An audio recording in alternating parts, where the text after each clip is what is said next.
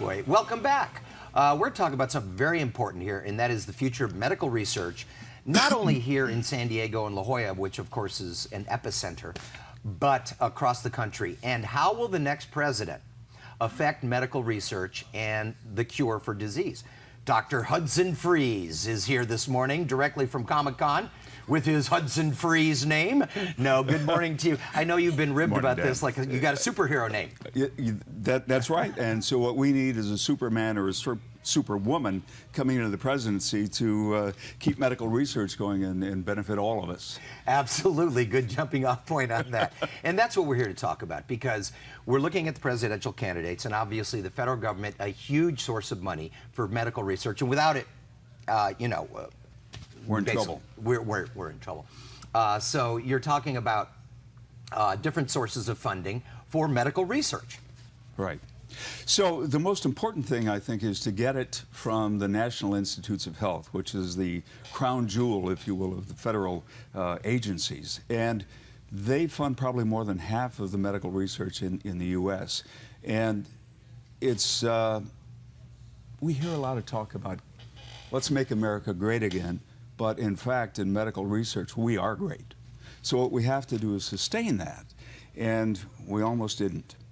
In the last dozen years or so, medical research from the NIH, that budget in terms of spendable dollars has gone down 23%.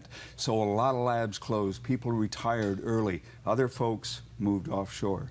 So other countries are now, with our people, being our competitors. Doing that medical research. Doing the medical research. In another country. In another country. And you're saying the last 12 years, and that would cover the Obama administration and the last part of the George Bush administration. Right, right. And so what's happened now is a bipartisan effort has pulled together in the House and the Senate and has approved for the first time a substantial increase in NIH funding, and that's $2 billion.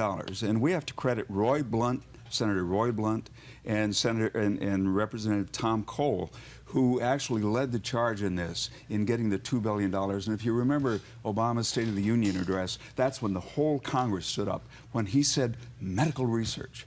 And so that's where we're really going now. So what we're looking for, and FASEB, this organization that I'm president of, which is called the Federation of American Societies of Experimental Biology. That's why we call it FASEB. Yeah. So we gave them an award, and this is from 30 different biomedical research societies, 125,000 members. We're the voice of working scientists and engineers in biomedicine. And so we awarded them public service awards. And what was important about that is that both Blunt and Cole said, we can't be a one-hit wonder. We can't go out there this one time and then forget about it. We have to sustain that. So what we have to look for now is the sustaining of that. And already this year, the House has approved $1.3 billion, the Senate $2 billion in increased NIH funding. So we're on a roll. And now what we have to look for is presidents. Is the president going to sustain that momentum? Are they going to carry that forward? Are they going to make that investment and put that mark in the sand for us? And that's what we're looking for. And that is what you're looking for. And you obviously, the convention is over, the Republican convention. We heard Donald Trump speak. Did you hear anything that you liked in there regarding medical research at all? I mean, I don't know that he mentioned. No, he hasn't, and he has not really said anything yet about medical research or increased funding for NIH. Hillary Clinton, on the other hand, has had a number of opportunities where she said, I want to see more money for medical research. We want to take bold steps. I want to put $2 billion in per year for Alzheimer's research. So she's got a bit of a track record. So I anticipate, and I'm really hopeful, that we'll hear more from Donald Trump. I mean, the party platforms have come out where the Republican platform, we don't have the Democrats yet, but the Republican platform says we want to invest more in public-private partnerships. In other words, labs that can do this. The problem there is that only covers a segment of the biomedical research, because much of the fundamental research that's done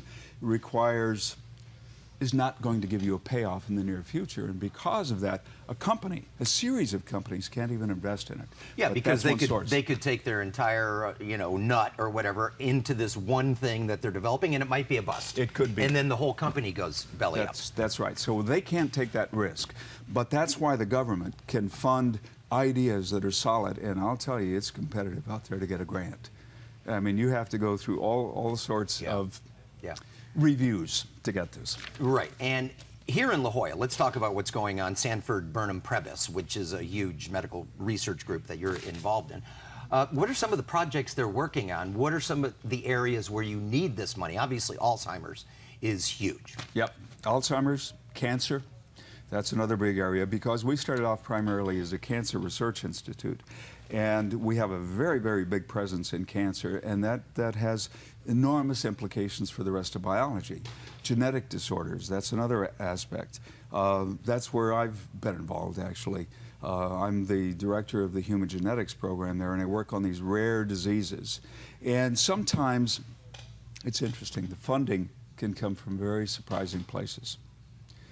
We get some philanthropists that come in. Others are families who've been affected by these disorders. In fact, we had a rare disease day here at the end of February, and we brought families and researchers and physicians together. And because of that mix and the families being able to talk to us and to see the importance of research, they would hold fundraisers. In fact, we just last week got a note from a mom who said, well, I held a fundraiser here in Washington. And you're thinking, well, Washington is often the source of a problem, right? And, and she raised $34,000, and I thought, that's great. But it's Washington, Iowa. Little Washington, Iowa. Farming town. Little Tiny farming little town. 7,500 people. And they found the passion to raise this And money. they found the passion from the citizens. Cargill, Pioneer Seed Companies would make contributions. So that's great. And we appreciate that. Oh, yeah, it helps us in the lab. The problem of that, relying on that, is you never know where it's going to come from. So you need something that's sustained, going to keep going, and that's what we need from Congress, and that's what we need from the next president. Well, and of course, the other side of that is you invest $2 billion in cures, you cure diseases, and suddenly medical care is much cheaper, and you end up saving money in the long run because people aren't sick. That's right. So that's exactly could be a pretty darn good investment. We're looking forward to it. Well, Dr. Hudson Freeze, Dr. Hudson Freeze, thank you so much for coming in with the Sanford Burnham Prebys group up there. What a great group you are. Thanks. Fantastic. Thank you for coming in. Thanks much. All right.